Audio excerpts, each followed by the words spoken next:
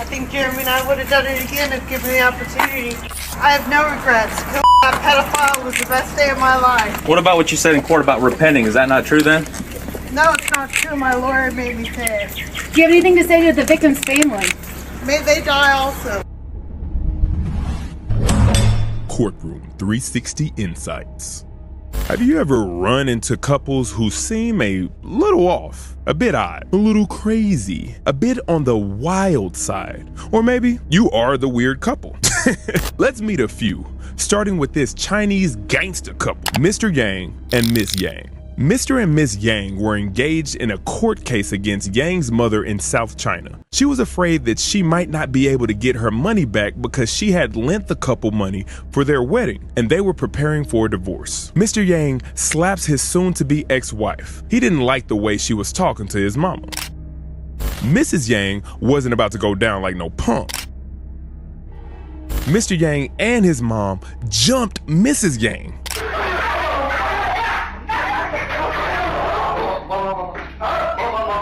Damn! Mrs. Yang slapped her mother-in-law right in the face. Mr. Yang wasn't gonna have that.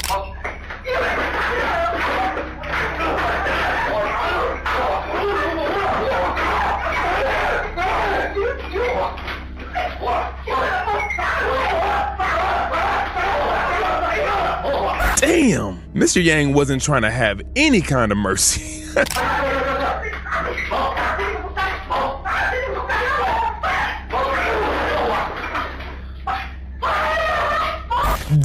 Damn! Then the mother-in-law kicked Mrs. Yang while she was down? That's wild.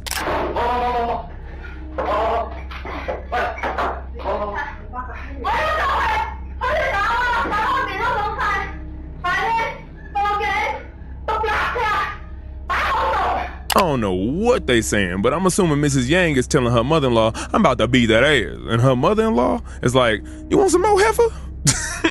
Apparently, I'm not the only one that finds this funny. The police do too. I can see why they're getting divorced. The mother-in-law received a 5-day term. Mr. Yang received a 15-day detention sentence. So let's take a look at the next couple, Larissa and Christopher Rodriguez. In their own backyard, 35-year-old Larissa Rodriguez and her boyfriend, 36-year-old Christopher Rodriguez, buried Jordan, Larissa's 5-year-old special needs son. It was not until Cleveland police received a tip from the brother of Christopher Rodriguez, an active military man stationed in Pakistan. How you doing, ma'am? I'm calling from overseas, but it's kind of I guess I need to talk to like a detective or somebody, or I don't know if you can. Basically, it's kind of messed up the whole situation, but my brother told me something, and I just can't sleep at night as far as, you know, what I don't know. I just kind of feel like I need to say something. Something for concerning your brother? Yeah, just what? I know. It sounds crazy, but no, what he told me. Where does he? He lives off of Detroit. What is so I don't know his direct address. Basically, he told me that something happened with one of the kids, and they didn't call the cops, and basically him and his girlfriend buried the kid in the backyard. I really don't feel he's at fault, and maybe I'm being biased because that's my brother, because what kind of mother would bury her kid in the backyard? I don't know what kind of mother would do that. You know, I don't want anybody to possibly turn them in. I mean, we've had things like that happen before. I really, really do appreciate your call and you standing up for what's... Sounds like this brother got a good head on his shoulders. Officer came to make inquiries. Well, we got a call on us to check on the well-being of the 4 to 5-year-olds. But Larissa Rodriguez is prepared. Do you have a child with special needs? Oh, Jordan? Yes, I do. How old is Jordan? Jordan, he is just turned 5. Where's Jordan at? He's with his dad. Do you know any numbers, how to get in touch with anybody who actually lives in Texas? I mean, right now, his phone just got disconnected. What's his name? Larissa had falsely said that Jordan was in Texas with his father when the police came to see her and inquired about him. She was unable to give the police a phone number to reach them, but she did tell them that the youngster was picked up by his aunt on December 2nd. When it was discovered that this information was false, Larissa was taken into custody. According to recently released documents, Larissa Rodriguez's children were living in appalling conditions as the investigation into the discovery of human remains in a residence on Cleveland's west side continues. Rats and cockroaches were so abundant in the house that a toddler was seen consuming a sandwich with insects. To bury your son in the backyard? It was my idea, and he just did it.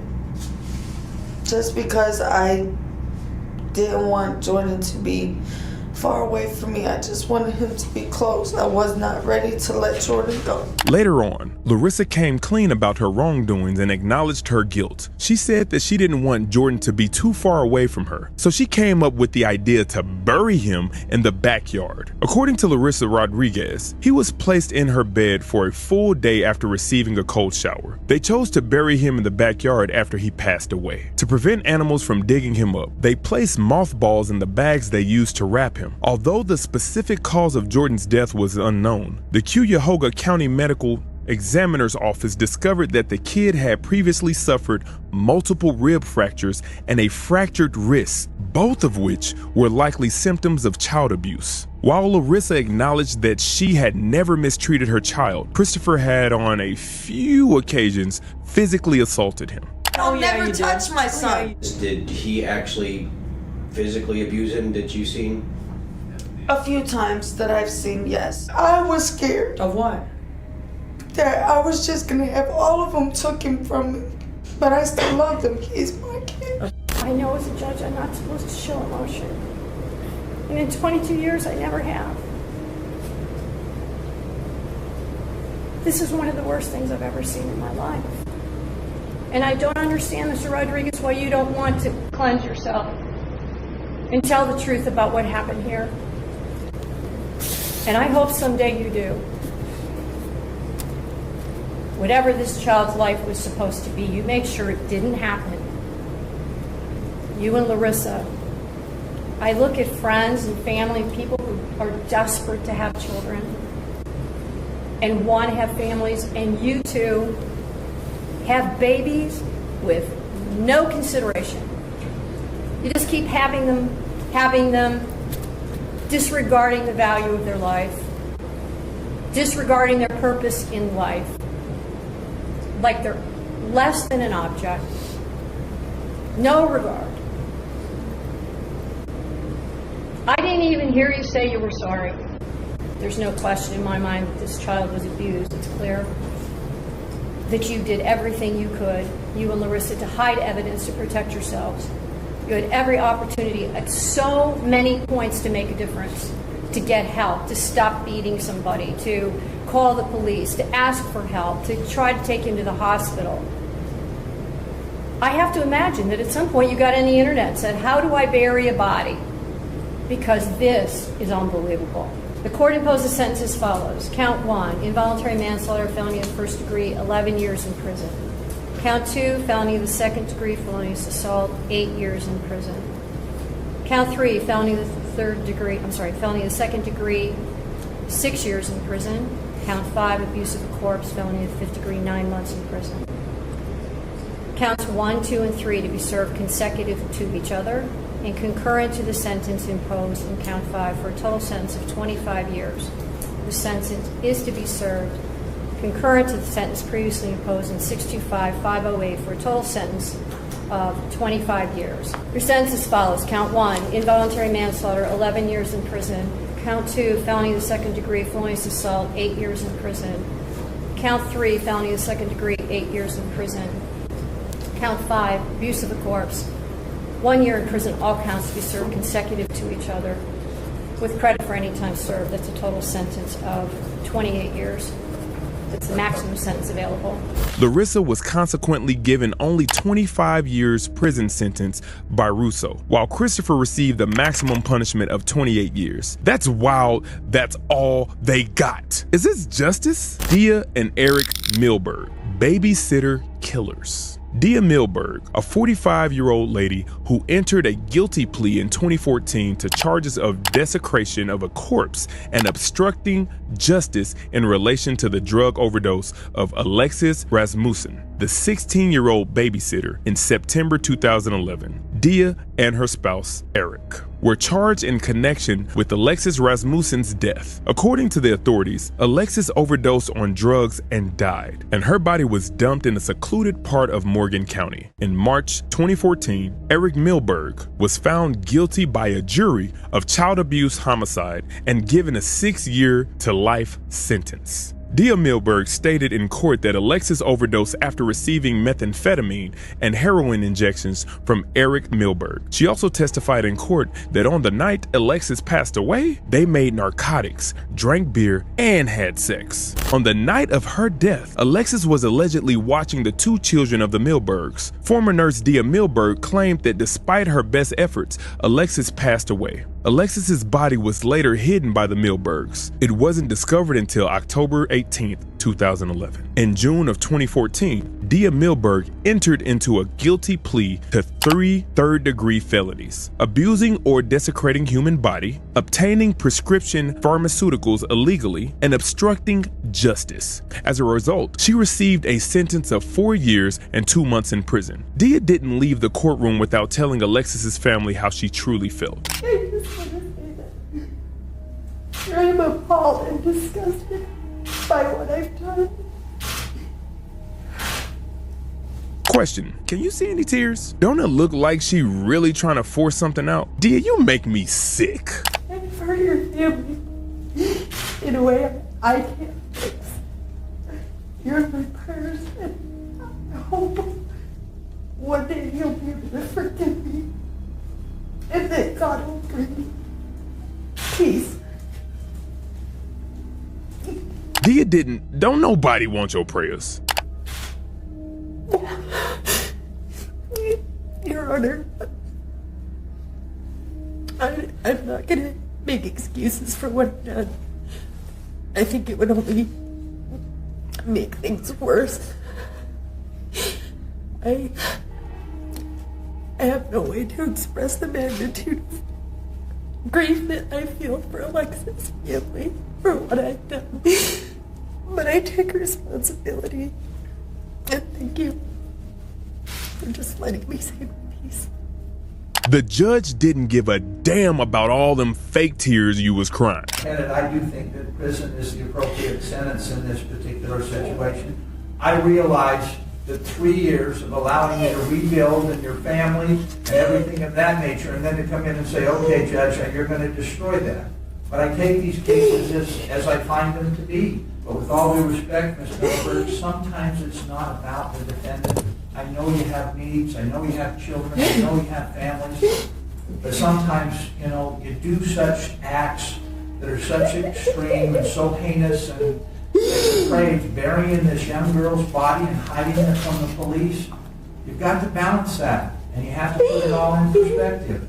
It's going to be the order and sentence of the court that you're to serve 3 indeterminate terms in the Utah State Prison of 0 to 5 years. I will recommend that they run concurrent. I will recommend that you get credit for all time served, which I show to be approximately 62 days.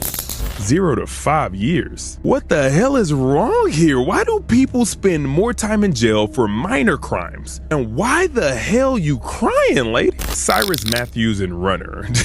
A Medina grand jury indicted 19-year-old Cyrus Matthews. Judge Stephen of Wadsworth Municipal Court had recently sentenced Matthews to 60 days in jail for reckless operations and criminal damage. Cyrus tried to talk his way out of jail. Is there like any way that we can reverse this jail time? Well, you're going to have to go to jail today. If you need to get out to attend the hearing, we can consider furloughs. Cyrus wasn't having it and decided to do something dumb and run. Okay. You have to go today, right? His girl chases after him. You think his girl was gonna tell him, come back? Nope. She took off with him. Now they Bonnie and Clyde. Hitting speeds of up to 90 miles an hour. Turn north onto Lemon from Maple. He was in an older gray 4-door vehicle. The chase came to an end when the amateur Dominic Toretto crashed into a white SUV. Officer Walser rushed to the scene. Thankfully, the passengers, a couple with a baby, got hurt, but luckily it wasn't anything serious. Amidst the chaos, Officer Walser runs over to Matthews' wrecked car. Now they're in a high-speed chase with the police. They crash into a white SUV. Luckily, the family in there wasn't seriously injured.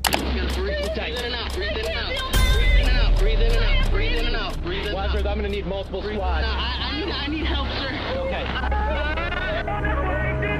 Cyrus Matthew, 19 years old, of Cleveland, was indicted by a Medina County grand jury on 1 count of aggravated vehicular assault, 4th-degree felony for allegedly injuring girlfriend who accompanied him to court, and 3 occupants in the vehicle he later hit. Let's meet our last crazy couple, Jeremy and Christine Moody, the skinheads. Christine Susan Moody grinned as she was escorted into the courthouse while wearing handcuffs. She gave her 31-year-old husband, Jeremy Moody, a freaking odd grin. The neo-Nazi couple from South Carolina was accused of killing Charles Parker, 59-year-old, and his wife, Gretchen, 51. Since Charles was a documented sex offender, the Moodys killed the couple inside of their Jonesville home while feigning to have car problems. The Parkers were discovered, shot, and stabbed, and the police were able to find their killers by using photos from the Parkers' home security system.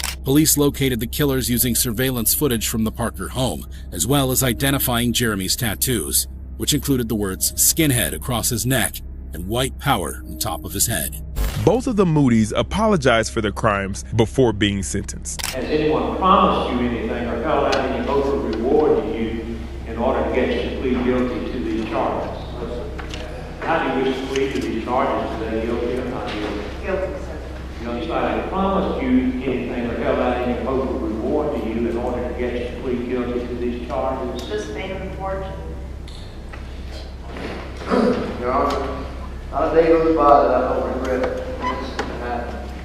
And I know that what I've done is a sin, and I believe that God has forgiven me of it. I want the court to know that I've lost everything that matters to me, my children, my wife, and my family. On the right medication, this would have never happened. Please have mercy on Christine and I so we can still have a chance to grow old together as husband and wife. I just took a moment to read Psalm 69, 1-20. Save me, O God, for the waters are come into my soul. I sink in deep mire where there is no standing. I come into deep waters where the floods are flowing. I am weary of my crying, my throat is dry. The Bible clearly states thou shalt not kill. I am sorry I broke that commandment, but I truly believe God has forgiven Jeremy and I hope she will too. Our preacher has taught me a lot. One of those things being that mercy will show up.